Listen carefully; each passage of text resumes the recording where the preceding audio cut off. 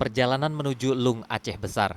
1 jam perjalanan dari Banda Aceh yang akan mengantar kita menuju alam yang masih asri. Melewati bukit dengan panorama laut dan hutan lebat. Sampailah kita di tujuan. Kawasan hutan lindung Ulu Masen di Lung Aceh Besar. Hutan dengan luas 800.000 hektar dengan berbagai keragaman hayati yang jadi pelindung bagi kehidupan tumbuhan, hewan juga manusia di sekitarnya.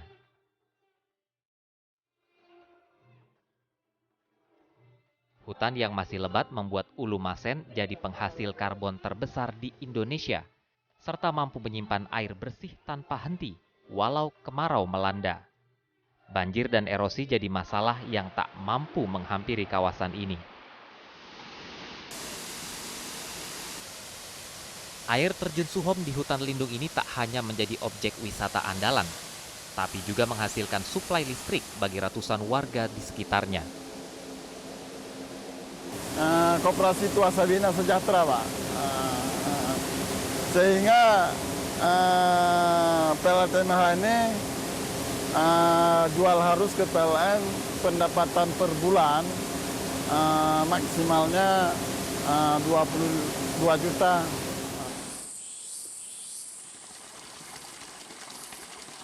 Bagi penduduk di sini, Lung Aceh Besar sungguhlah kaya.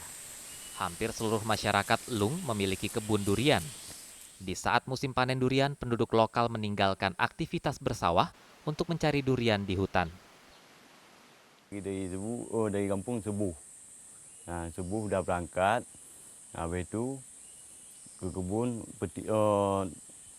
ini dia kumpul-kumpul durian. Habis itu bawa turun jual sama-sama mugai luar lah.